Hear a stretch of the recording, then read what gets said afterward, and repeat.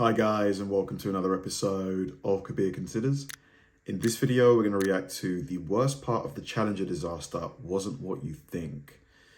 So I wonder what they mean. I watched a video on the Challenger disaster a couple of weeks ago, and it was just sad because the technology that failed, the O-rings, was something that was easily fixable. Just put another O-ring in there. Before the video even finished, I suggested, the first two failed. Why not just put another two in there? Or at least one more. And, for it to blow up with a teacher on board and, her students were watching it. From faulty O-rings to deadly weather and foreboding warnings, the engineers closest to the Challenger space shuttle knew what was wrong. So why didn't NASA step in? The Challenger was destroyed due to a faulty O-ring seal in one of its booster rockets, allowing burning gas to escape. The rubber O-rings weren't supposed to be burned by the gases resulting from liftoff, but that's exactly what happened during the testing phase. Shockingly, according to the Rogers Commission report, when it was found that the O-rings could be damaged, engineers at both NASA and Morton Thiokol, the company contracted to design and build the rockets, decided that the situation was undesirable but acceptable. A test in 1977 revealed another ominous problem. The rocket ignition could cause parts of the rocket's steel casing to bend outward, reducing the pressure on the O-rings. Keep in mind, the opposite was supposed to happen, with parts bending inward and helping the O-rings to seal properly. At this point, engineers began to sound the alarm. One characterized the current design as unacceptable in October 1977, and another stated in January 1978 that redesign was necessary to, quote, prevent hot gas leaks and resulting catastrophic failure. Despite this, nothing was changed. NASA had more than theory to go on after its second shuttle mission when the Space Shuttle Columbia flew in November 1981. When they recovered and examined the shuttle's right rocket booster, one of its primary O-rings had been eroded badly. The news was ultimately met with no action. Multiple subsequent shuttles... It's just insane. It was met with no action. This is such a safety critical mission. If anything goes wrong, billions of dollars up in smoke, for the sake of, an O-ring, probably didn't cost that much. Shuttle missions during the 1980s showed O-ring damage, yet still the design wasn't changed. We learned that little things that seem harmless can become catastrophic events. By 1985, engineers at Morton Thiokol had another concern about the O-rings. Their concern was based around how the cold weather could loosen the O-rings' elasticity. Given that NASA's bevy of planned shuttle missions included winter launches, this was a problem. As told by NASA Spaceflight, one of the engineers, Bob Ebling, wrote a memo in October 1985 entitled it Help, in the hope of finally drawing attention to the issue.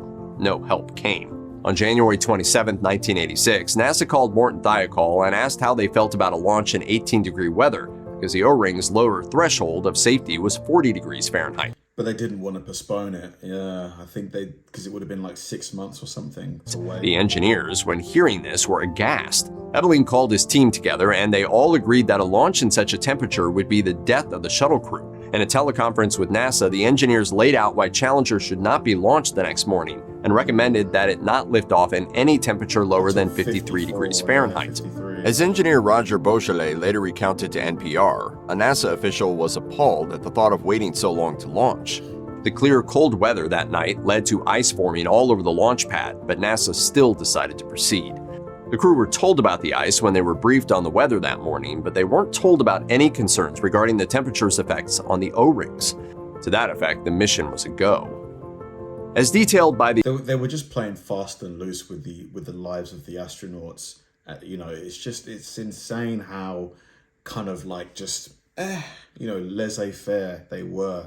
The Rogers Commission reports Challenger's launch was scrubbed repeatedly for one reason or another. Had even one of those delays not occurred, the shuttle might have lifted off in safer temperatures.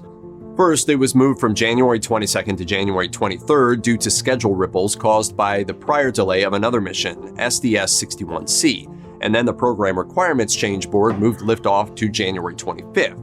After that, the after effects of SDS-61C's delay bumped Challenger again to January 26th. The evening before the new launch date, the mission was pushed off yet again due to a forecast of wind and rain, which turned out to be entirely wrong. As Gene Thomas, launch director for the Challenger mission, recalled, "We decided we would not launch on Sunday, and Sunday was a beautiful day. We missed an opportunity to launch." Challenger's crew were strapped in and ready to go on the morning of January 27th when another problem reared its head. A screw wouldn't release from the shuttle's crew hatch. A drill was brought in, but its battery was dead. According to NASA spaceflight, 9 more batteries were brought to the launch pad, and for reasons unknown, every single one went dead. Liftoff was finally pushed back one more time to January 28th. What should have been a day heralded for education turned to tragedy in a split second. At 11:38 a.m. on January 28th, Challenger launched from Kennedy Space Center. Footage later showed that dark smoke began to jet from one of the right-side solid rocket booster's O-rings less than a second after liftoff began. The shuttle broke the sound barrier 40 seconds up, and at around 59 seconds, a plume of flame began to emit from the right-hand SRB. The crew wouldn't have known about this, as further evidenced by their yells of "woohoo" at 60 seconds.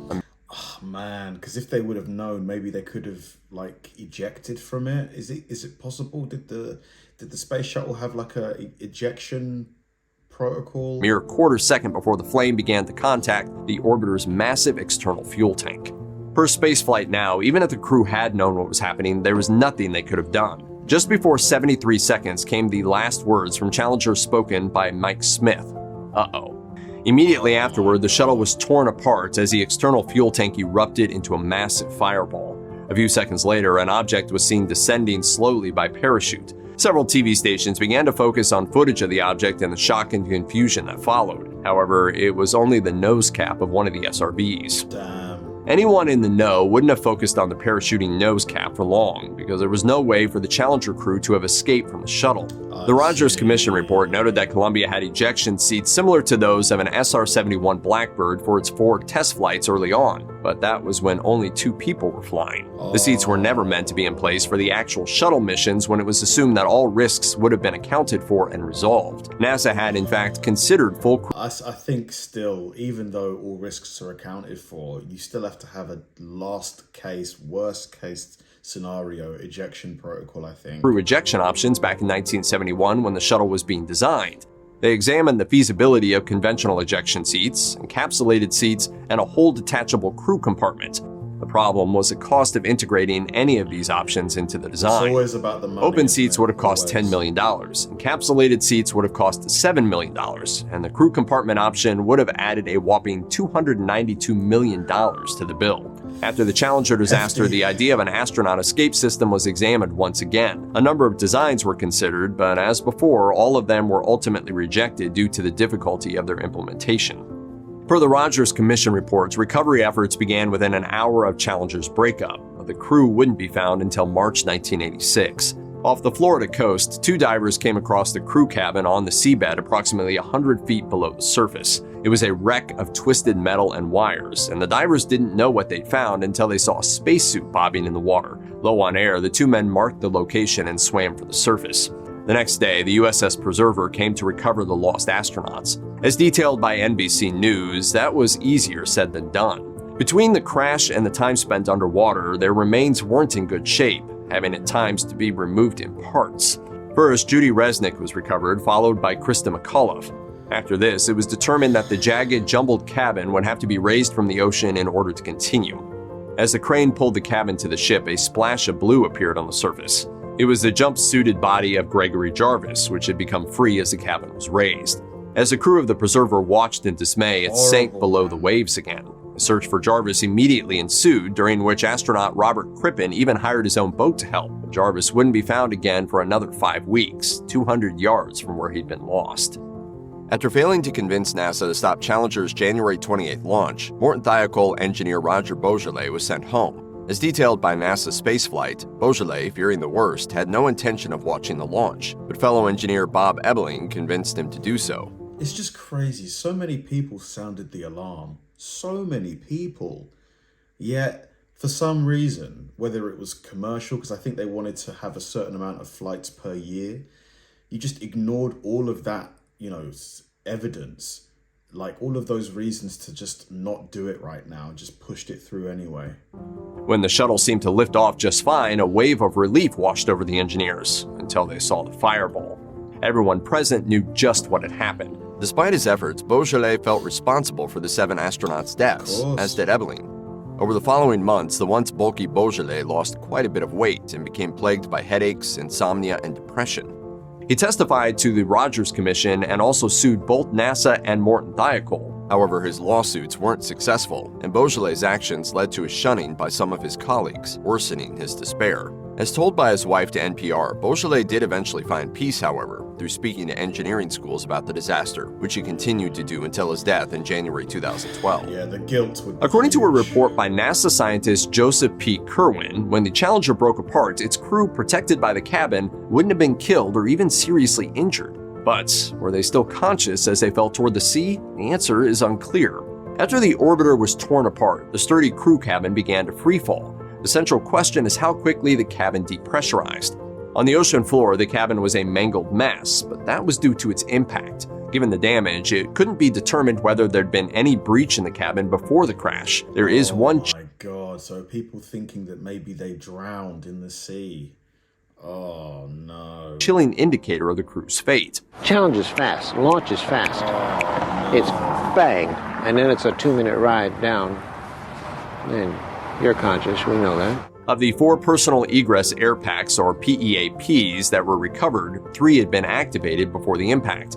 However, Kerwin noted that the PEAPs may have been activated instinctively due to depressurization right at breakup, in which case they wouldn't have kept the astronauts awake, as they only provided regular air. For what it's worth, per NBC News, 3-time shuttle commander Robert Overmyer, who participated in the cabin's recovery, is certain that the Challenger's astronauts were conscious. Tragically, there was no chance of survival when the cabin struck the ocean at 207 miles per hour. Dang. Man, I just feel so bad for the astronauts, you know, like, and the teacher also, and the people that watched, you know, like, sending a teacher into space. You got to think that probably schools nationwide, worldwide, watched, and to see it explode like that just must have left a horrible, horrible imprint, a horrible memory. Yeah, it's just sad that often it takes tragedy for things to be done properly. Like, there was enough information to know that they shouldn't launch. There was more than enough information. I know some people will say hindsight's 2020. Oh, it's easy for us to say this now, but you know, based on the information that we have at the time, it wasn't that easy. I don't know. There was not 1, not 2, but 3 things: the O-ring, the warping of the shield in front of the O-ring, and there was another one, I think, as well. Come on, I think, yeah, it should have been called off. Thanks for watching, guys, and I'll see you in the next one.